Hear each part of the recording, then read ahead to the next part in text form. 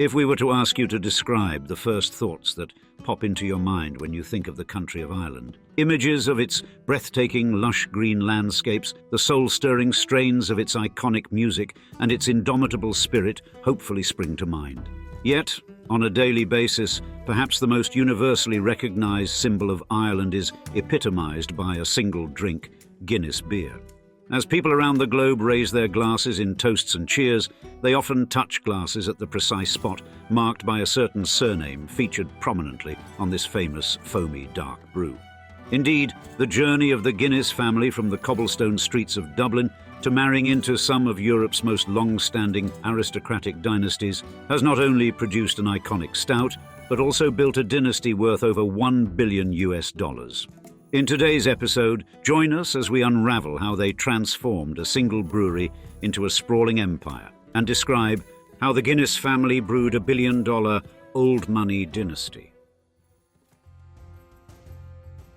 Step into the bubbling world of the Guinness family, those storied brewers turned blue-blooded billionaires who helm a fortune teetering between 930 million Great British pounds and a cool £1 billion as of last year. And though they've moved beyond the business of beer barrels, they still hold a hefty £200 million stake in alcohol giant Diageo, the current Guinness brand owner. Now, in the family's sprawling tree, there are many branches, each with its own tale of wealth and prestige. Take, for example, Arthur Edward Rory Guinness, 4th Earl of Iver. Often known as the more informal Edward, or Ned, he's not just any aristocrat, he's a bona fide business whiz. These days, his pocket change hovers at a sumptuous £750 million, according to the Sunday Times rich list. But Lord Iver isn't just about counting coins. He's the lord of the 23,000-acre Elvedon estate in Norfolk, a farming behemoth and family estate. Plus, he dabbles in wealth management with the Iviar Private Wealth Investment House. At just 23 years of age, following his father's passing in 1992, he scooped up the Earl of Iver title, becoming a youthful fixture in the House of Lords, where he sat as a non-partisan crossbencher. But it's not all about titles. He's a philanthropic powerhouse, being the first ever patron of the Marshall Papworth Fund since 2014, cultivating minds in agriculture and horticulture from developing countries. And then, in the gargantuan Guinness lineage, there's the regal Princess Antonia of Prussia, Duchess of Wellington.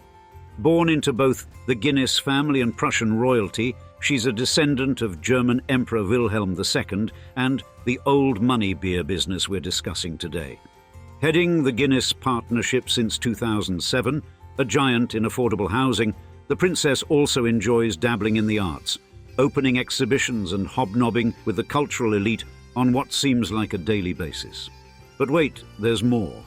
Let's shift our gaze to the sometimes iconic, sometimes infamous Jonathan Bryan Guinness, 3rd Baron Moyne.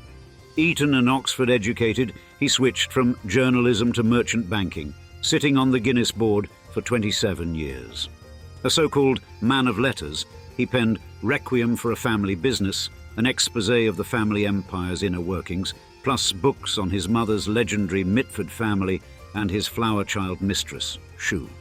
Furthermore, he's been a muse to the Irish pen, a poetry patron with the Guinness Poetry Award, and a patron saint of the arts, with a passion for Jack B. Yeats paintings and a hand in the Wexford Opera Festival. But when it comes to the public eye, it's not all roses are red, violets are blue for Lord Moyne.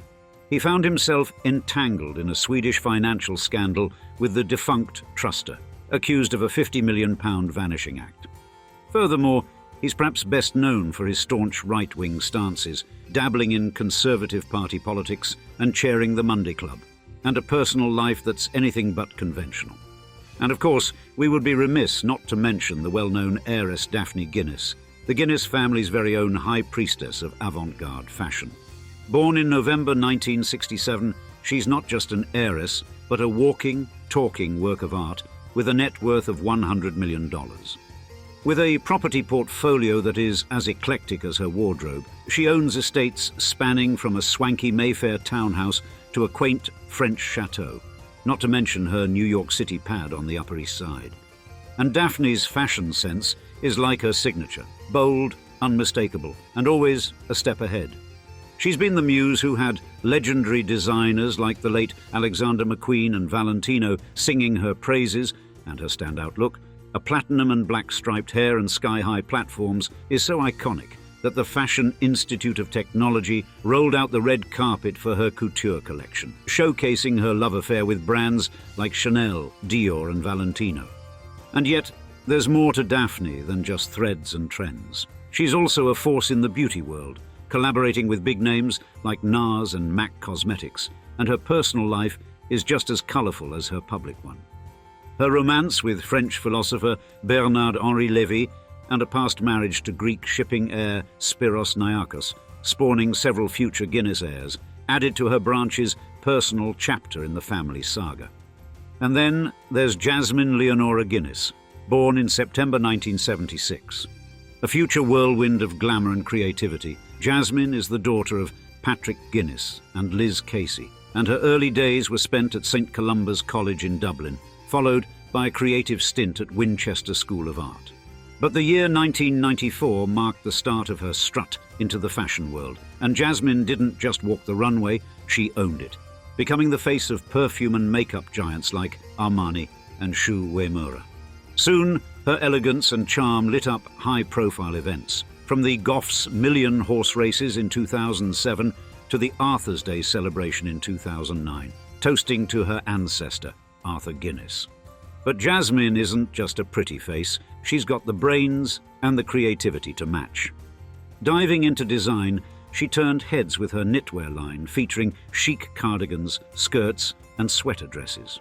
Ever the innovator, items like the Jasmine Guinness bead cardigan weren't just clothes, they were wearable art, cementing her status in the fashion industry. Therefore, you see we have quite the cast of characters, these Guinnesses, from earls to princesses to controversial barons, each adding a unique flavour to the family's rich, frothy legacy. However, we're just scratching the surface, or should we say skimming the foam. In order to really understand how such an extensive family could go from selling stout to ambling through the aristocracy, we'll have to do a deep dive on exactly how this iconic brand, and thus this legendary lineage, actually makes money. In the world of iconic brews, the name Guinness resonates with a unique echo. Originating from the heart of Ireland, this venerable beer brand transcends the mere concept of a beverage. Indeed, on the Emerald Isle, Guinness is not simply a drink. It's an emblem of Irish heritage and a magnet for global enthusiasts, eager to savour its authentic Irish taste. A thread interwoven into the societal fabric since the brand's inception at St James's Gate, Dublin, in the 18th century. And on the global stage, Guinness's fame is not confined to Irish shores. Brewed in almost 50 countries and available in over 120, its international footprint is indeed colossal. Outside of Europe, one particularly notable aspect of the reign of Guinness beer is its dominance in the African beer market, where it has been a staple since 1827. Astonishingly, a whopping 40% of Guinness beer's global volume is brewed and consumed in Africa, with the foreign extra stout variant reigning supreme. And this global reach is further cemented in the United States, where since 1965, the Irish-American community has adopted Guinness with fervour. Now, the protagonists of today's tale and the architects of this brewing empire since the year 1759, the Guinness family, have long reaped the rewards of their creation. While their influence has waned to a modest 2% stake in the brewing business, valued at approximately 176 million Great British pounds, they remain fixtures among the world's wealthiest families, with their fortunes additionally entwined with property and shareholdings. But the turn of the millennium saw Guinness merge with Grand Metropolitan in a staggering £15.8 billion deal, forming the powerhouse known as Diageo. And this conglomerate, established in 1997, is a now titan in the premium drink sector and one of the largest producers of alcoholic beverages worldwide. Its roots, however, stretch back centuries, intertwined with the histories of the Hague family, pioneers in Scotch whisky, and Arthur Guinness's ambitious 9,000-year lease in Dublin. Specifically, Diageo's portfolio is a veritable who's who of alcoholic brands, boasting over 200 names and reaching nearly 180 countries. In other words, almost the entire globe. For example, prominent labels under its wing include Johnnie Walker, Baileys, and, of course, Guinness. Therefore, under Diageo's umbrella, Guinness Brewing Company continues to thrive, primarily through its beverage sales.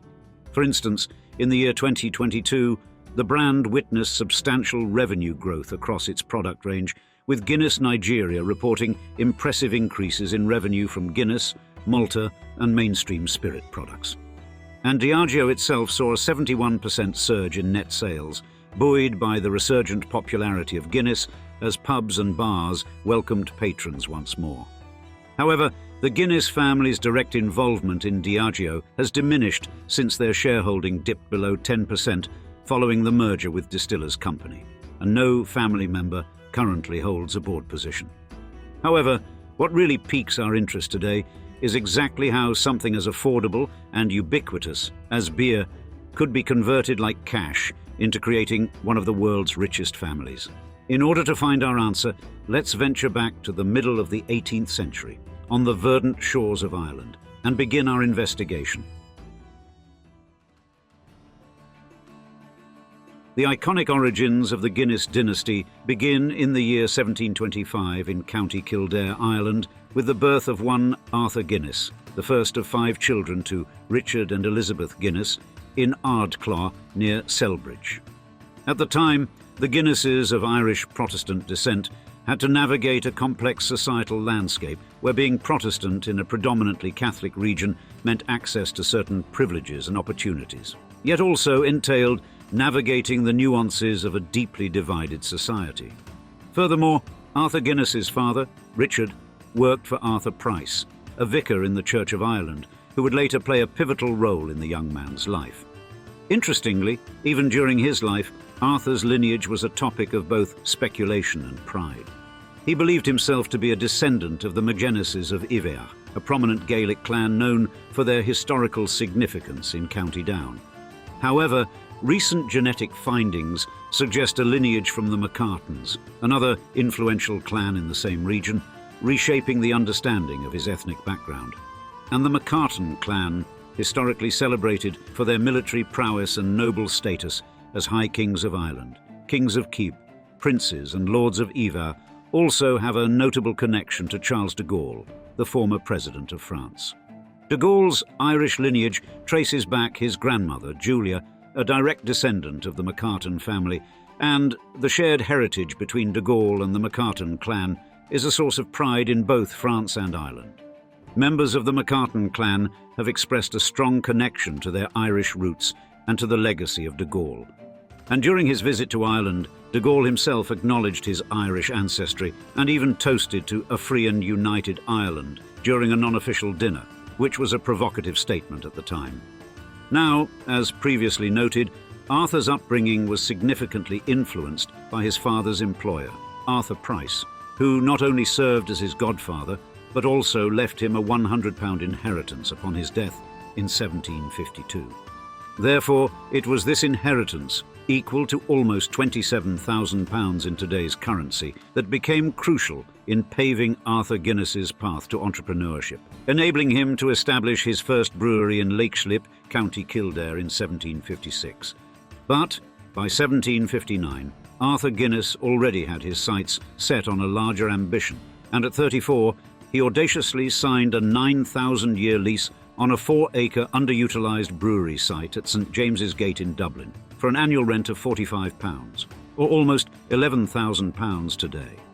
This strategic move laid the foundation for what would become the globally celebrated Guinness Brewery, and initially the brewery focused on ale, a popular beer of the time.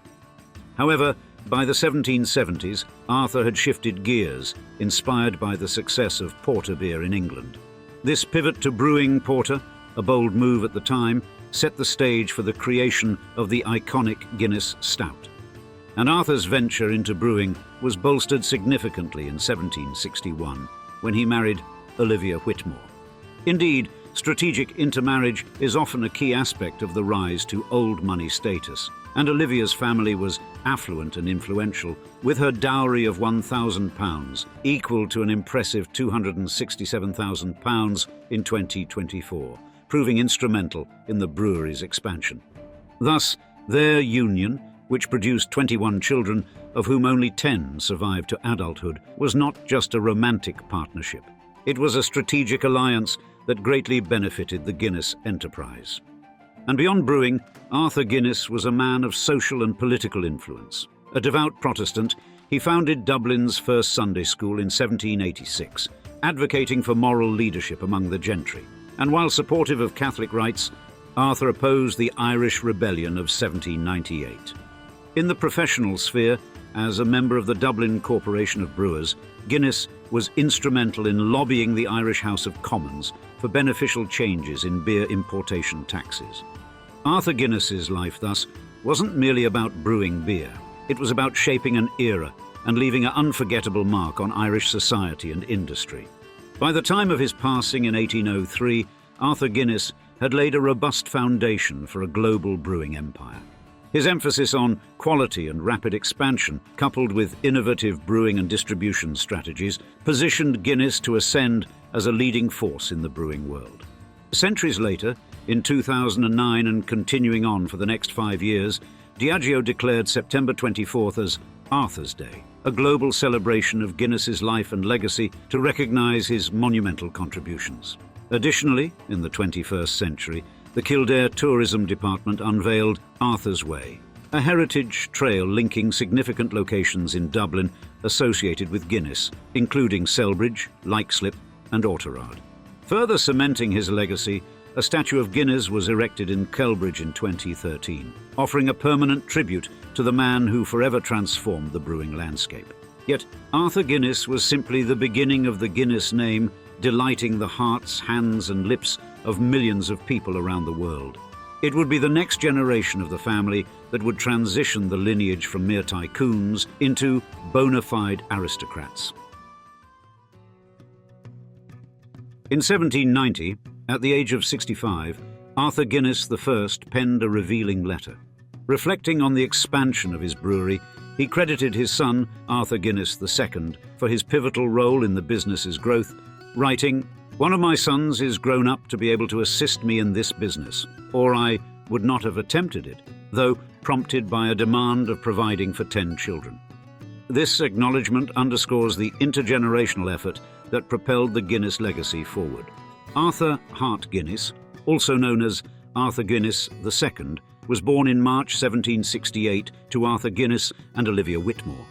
His formative years at Beaumont House, now part of Beaumont Hospital in Dublin, coupled with his education at White's Academy in Grafton Street, were the bedrock of his eventual role in the family business.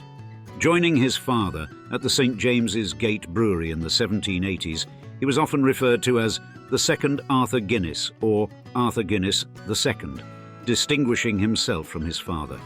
And under Arthur II's guidance, the brewery witnessed an impressive expansion. From 360,000 gallons in 1800, their production soared to over 2 million gallons by 1815, partially spurred by the brewery's shifted focus from ale to porter, a strategic move that led to the development of extra superior porter, or double stout, in the 1820s.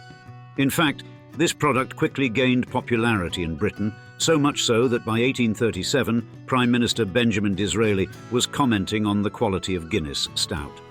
And Arthur II's business acumen was complemented by his political astuteness.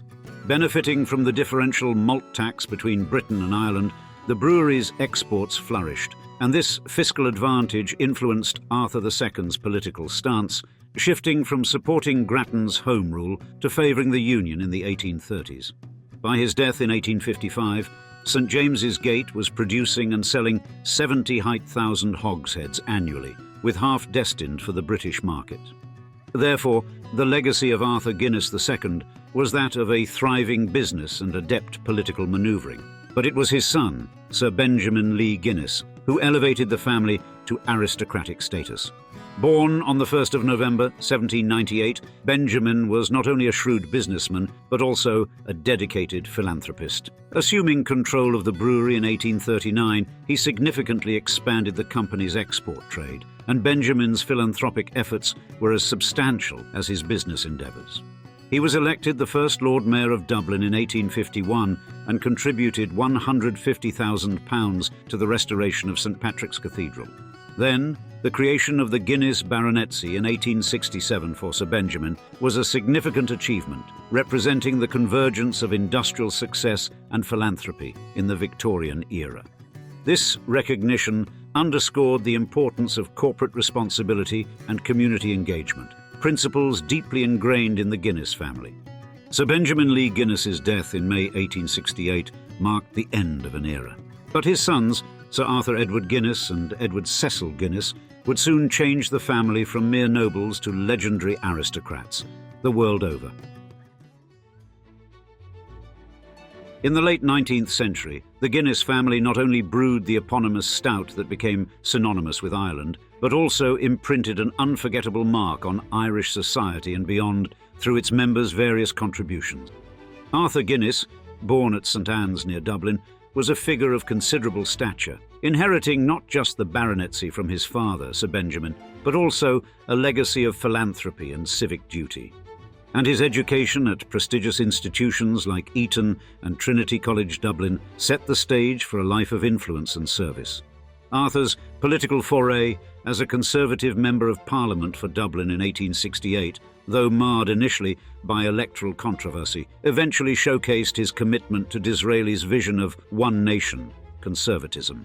Specifically, his dedication to constructive unionism sought to bridge the chasms between Ireland and Britain, aiming for a more harmonious union. And his efforts to promote local trade through the sponsorship of the Irish exhibition in Dublin in 1872 underscore his belief in economic empowerment as a means to foster national unity. Yet, his life wasn't without its perils.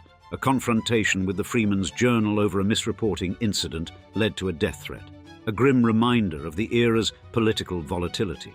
Now, Arthur's divestment from the Guinness Company in 1876, passing his share to his brother Edward for a hefty sum, marked a transition to his elevation as Baron Ardilaun.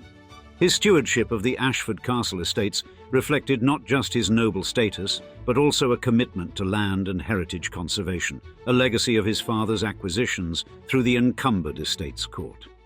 And his philanthropic endeavours were widespread, from restoring Marsh's library to enhancing the Coombe Women's Hospital, underscoring a family tradition of public benevolence. His role in preserving the scenic beauty around Muckross House and his contributions to affordable housing in Dublin through the Dublin Artisans' Dwellings Company further highlighted his commitment to societal welfare. Even James Joyce, in the iconic novel Ulysses, referenced Ardilaun, illustrating his impact on Dublin's cultural and social fabric. However, it was Edward Cecil Guinness, the first Earl of Iver and Ardilaun's younger brother, who would take the Guinness enterprise to new heights. Born in 1847 in Clontarf, Dublin, Edward's early involvement in civic duties and education at Trinity College Dublin showcased his capabilities. And by 29, he had acquired complete control of the Guinness brewery by buying out Ardilaun's share. His astute management and strategic investments not only expanded the brewery's output, but also established Guinness as a global brand. Edward's decision to list the company on the London Stock Exchange was a pivotal moment, catapulting him to become Ireland's wealthiest person. Beyond the brewery, Edward's philanthropic and cultural contributions were profound. His aesthetic legacy in Dublin, including the donation of the Ivea Gardens to University College Dublin and the creation of St Patrick's Park, underscored his commitment to urban development and public welfare. And in the field of medical science, Iver's impact was groundbreaking. He donated £250,000 to the Lister Institute in 1898, marking the UK's first medical research charity, and he co-funded the Radium Institute in London. Indeed, his support extended to Trinity College Dublin, where he funded new buildings for physics and botany and a student residence. And Iver's passion for exploration and fine arts was noteworthy. He financed the British Antarctic expedition, which led to the naming of Mount Ivor in Antarctica in his honour. Thus, Edward's legacy, valued at £11 million upon his passing in 1927, was not limited to the brewing empire he expanded, but encompassed a diverse range of interests from philanthropy and art to science and exploration. However, what really has made the Guinness family one of the most iconic families in the English-speaking world is its women, whom we'll cover in the next chapter. In the panorama of 20th century aristocracy, few stories capture the imagination quite like that of Lady Brigid Catherine Rachel Guinness. Born into the then already very eminent Guinness family on the 30th of July 1920 in London, her life was poised to intertwine with the annals of history from the start. You see, World War II, a crucible of fate for many, cast Lady Brigid in the role of a nurse, a chapter during which she encountered Prince Frederick of Prussia. And Frederick, a Cambridge scholar under the guise of Count von Lingen and momentarily detained due to his German heritage, was exploring agricultural practices near the Guinness estate. Soon this encounter, seemingly scripted by fate, blossomed into a lifelong partnership. Their nuptials were held Lady Brigid's birthday, 30th of July 1945, in the immediate aftermath of the war, and not only celebrated their love, but also symbolized the confluence of two storied lineages. Thus, the Guinness family, with its storied contributions to brewing, banking, politics and diplomacy, and the Hohenzollerns, with their regal German heritage, were now linked. Certainly this marriage did more than unite two individuals. It elevated the Guinness family's standing in the echelons of European society. Therefore, their children, Prince Nicholas, Prince Andreas, Princess Victoria Marina, Prince Rupert, and Princess Antonia, later the Duchess of Wellington, embodied this amalgamation of heritage and influence. Yet, this union was deemed unequal and beneath the exacting standards of the House of Hohenzollern, casting a shadow over the children's royal titles. But their love story took a somber turn with Prince Frederick's mysterious demise in the Rhine in 1966. Yet 14 months after this tragic event, Lady Brigid remarried Major Anthony Patrick Ness, with whom she shared 26 years of marriage until his death in 1993. Lady Brigid's own departure in March 1995 in Albury, Hertfordshire, marked the end of an era, her life a bridge between epochs and cultures. Parallel to Lady Brigid's tale runs the saga of the Guinness sisters, Aileen, Maureen and Una, dubbed the Golden Girls of their generation. With life stories that would come to embody the glamour and complexities of their era, they were born to Ernest Guinness and Marie Clotilde Russell. First, Aileen Sybil Mary Guinness, the eldest, set the stage for a life of splendour and high society. Her marriage to First Lieutenant Brinsley Sheridan Bush Plunkett in 1927 was the prelude to a series of grandiose events and lavish parties that defined her social standing. Aileen's parties at Luttrellstown Castle, a gift from her father, were legendary, attracting celebrities, socialites and aristocrats, and the castle soon became a symbol of her extravagant lifestyle. However, Aileen's life was not without its challenges. Her first marriage ended in divorce in 1940 and her second marriage in 1956 to Valerian Stahraibar, known for his own extravagance, also ended in divorce in 1965. This second marriage necessitated a scaling back of her lifestyle following her father's death. Yet, despite personal upheavals, Aileen remained a prominent social figure, known for her elegance and generosity. With that said, her opulent lifestyle stood in stark contrast to the societal struggles of the 1930s, characterized by unemployment and general dissatisfaction. In 1983, Aileen sold Luttrellstown Castle and retired to Elvedon Hall in London. She passed away in March 1999, leaving behind a legacy marked by elegance, extravagance, and social prominence. Maureen Guinness, another pillar of the trio, wielded her influence both socially and within the Guinness business empire. And her role transcended mere figurehead status, impacting the company's direction and legacy. Her personal life, especially through her daughter, Lady Caroline Blackwood, reflected a blend of literary acclaim and social intrigue, with marriages that connected her to notable figures in art and literature. Yet Maureen's narrative was also not without its shadows, particularly in legal battles over her estate, underscoring the complexities of inheritance and familial bonds within aristocratic families. Her passing in 1998 and the subsequent portrayal in media underscore her enduring impact on British society and culture, and Una, the youngest, navigated a path marked by charm and social acumen. Despite personal upheavals, including multiple marriages and divorces, she remained a central figure in the social and cultural tapestries of the time. For example, Lugala Estate, under her aegis, transformed into a sanctuary for the creative elite, embodying her commitment to the arts and her legacy as a patron. Thus, the Guinness sisters, with their distinct yet interconnected lives, illuminate the dynamics of wealth, social prestige, and personal endeavour. However, as with many Guinness family members, they could not seem to escape periodic or even common tragedy, as we'll see in the next section. Now, the Guinness family, over the generations, has been shadowed by what many refer to as the Guinness family curse, a series of public tragedies affecting its members. And among these, the life and assassination of Walter Guinness, 1st Baron Moyne, stand out as particularly poignant. Dublin born in 1880, Walter Guinness carved his niche within the British political landscape, as well as the Guinness family's legacy. His political journey commenced with his election to the London County Council in 1907, a precursor to his long-standing service as the Conservative representative for Bury St Edmunds in the House of Commons. And his tenure was characterised by notable appointments, such as Parliamentary Secretary to the Ministry of Agriculture and Fisheries, Leader of the House of Lords, and Secretary of State for the Colonies. In 1932, his stewardship over Kenya's finances underscored his commitment to significant undertakings, even after his ascent to the Lords.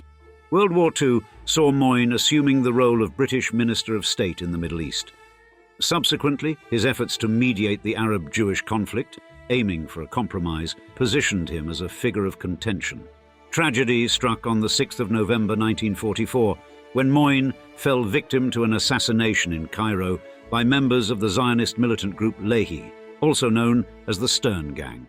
This act of violence, while condemned by the Jewish establishment in Palestine, precipitated increased cooperation with British forces to curb militant activities and played a role in Britain's eventual decision to relinquish its mandate in Palestine, navigating the fraught terrain of geopolitical strife, particularly in Mandatory Palestine. Moyne's assassins faced capture and execution, sealing a critical moment in the history of British Middle East policy and the protracted path to the establishment of the State of Israel.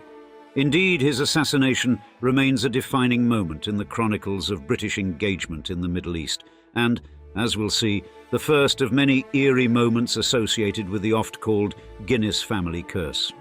Adding to this narrative, Guinness family member Tara Brown's life at first epitomised the cultural vibrancy of 1960s London. Born into the family in March 1945, Brown was raised in the grandeur of the aforementioned family estate Lugala, an 18th-century Irish hunting lodge, with a life infused with the creative and societal elite's extravagances, propelled, in part, by his mother's famed gatherings. Consequently, Brown quickly became a central figure in swinging London, and his charm and charisma drew him into the circles of actor Michael Caine, legendary guitarist Jimi Hendrix, Peter Sellers, a young David Bowie, and even the famed artist Salvador Dali. Furthermore, his close friendship with Paul McCartney of the Beatles further cemented his influence in the cultural landscape of the time. Tragically, Brown's life was cut short at just 21 years old in a car crash on the 18th of December 1966, with the accident quickly becoming a somber symbol of lost innocence in London's social scene. In fact, this tragedy resonated deeply with the Beatles, inspiring many of the lyrics of A Day in the Life from their iconic album Sgt. Pepper's Lonely Hearts Club Band, with John Lennon notably mentioning that Brown's fatal accident lingered in his mind during the song's composition. Next, the Guinness legacy continued with Ivana Lowell, the daughter of Lady Caroline Blackwood, Brown's cousin and a Guinness heiress. Born Ivana Sitkowitz in 1966 in New York, her life was shrouded in mystery and confusion, particularly regarding her paternity. Initially believing her father to be composer Israel Sitkowitz, she later discovered after her mother's death that her biological father was a family friend. And Ivana's life has been marked by personal tragedies, including a severe childhood accident that left her with extensive burns and a 9-month hospital stay, along with experiences of sex abuse and the loss of her sister, Natalia, to a heroin overdose. Despite these challenges, Ivana has forged a path for herself, penning the memoir Why Not Say What Happened. In it, she delves into her complex family history and personal struggles, offering a candid look at the realities behind the Guinness family's public facade. Furthermore, in the 1980s, the business world was shaken by the Guinness share trading fraud scandal, a scheme that manipulated the London stock market to inflate the price of Guinness shares. Central to this tumult was a share trading fraud designed to unlawfully boost the price of Guinness shares on the London stock market. Specifically, the objective was to secure a dominant position in a £4 billion acquisition battle for the Scottish beverage company Distillers. Indeed, this scandal was not just a financial debacle, it linked directly to the Guinness beer brand itself, threatening the family's golden goose. The plot unravelled with revelations from Ivan Boesky, a US stock trader, as part of his plea agreement, and the fallout was significant, leading to the conviction of the so-called Guinness Four: Ernest Saunders, Gerald Ronson, Jack Lyons, and Anthony Parnes. These individuals faced not only legal repercussions, but also substantial fines and, for some, prison time, highlighting the scandal's gravity. And for the Guinness family, this episode marked a significant turning point. Once majority stakeholders with a rich tradition of leadership within the brewery, their influence waned, culminating in a mere 6% shareholding post-restructuring and their eventual absence from the company's board. This shift signaled a profound change in the family's business legacy, with Ernest Saunders at the helm of the controversial takeover, inadvertently leading to a paradoxical outcome. While the Guinness business shares surged, the family's stake diminished, illustrating the complexities of high-stakes corporate maneuvering and its lasting impact on a legacy centuries in the making. In the realm where art and affluence converge, Hugo Arthur Rundle Guinness emerges as a figure whose work not only adorns the pages of esteemed publications like The New Yorker, The New York Times, and Vogue, but also leaves a mark on the cinematic world.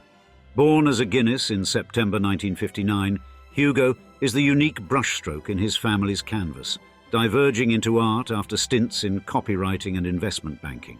His journey from the classrooms of Eton College and the Harrow College of Art to the studios where he crafts his acclaimed black and white block prints showcases a blend of simplicity and wit that has become his hallmark, and his collaborations with Wes Anderson, notably in The Grand Budapest Hotel, which garnered an Academy Award nomination for Best Original Screenplay, highlight his multifaceted talent. His endeavours also extend to raising awareness on critical issues like ivory poaching, creating animated shorts for J.Crew, and contributing to documentaries. Brooklyn, New York City is now home for Hugh Guinness, his wife Elliot Paquette, and their 2 daughters, Isabella and Violet, where he continues his artistic journey.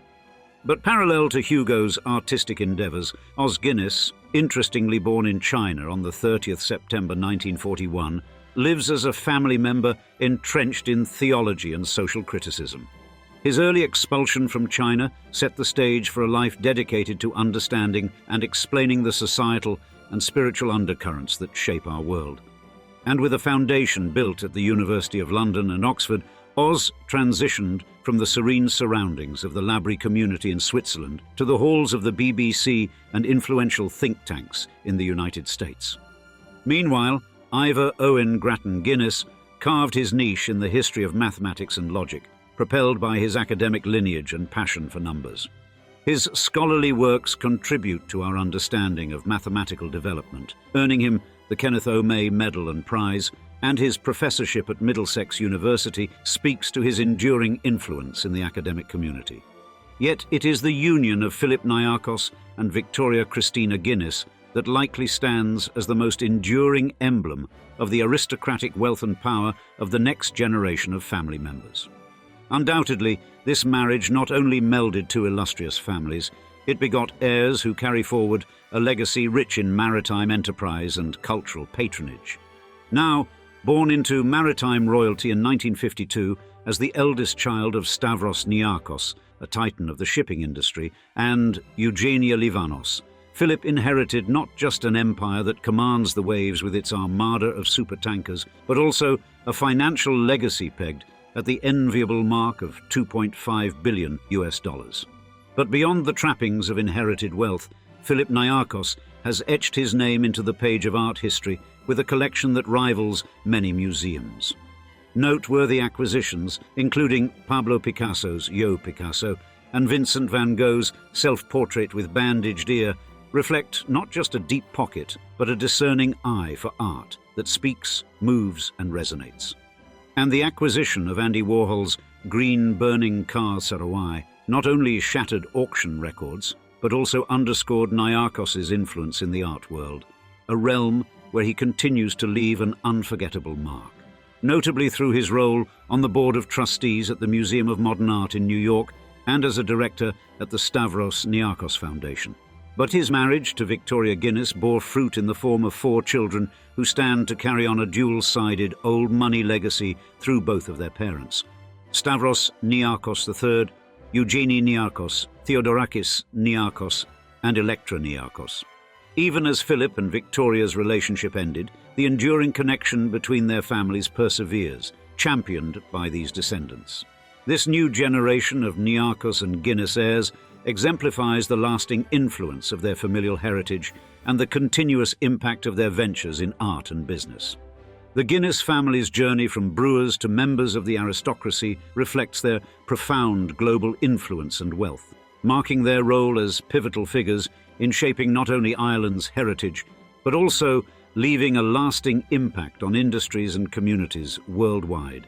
Their ascent is an icon of entrepreneurial spirit and philanthropic contributions, stamping their legacy into the history and culture far beyond their homeland. And now, we'd love to see you in the comments. Do you have any unique stories about your connection with the Guinness brand or the Guinness family itself? We love hearing our community's unique life stories on these topics, and we can't wait to hear from you. Thanks again for joining us for another episode, and cheers until next time.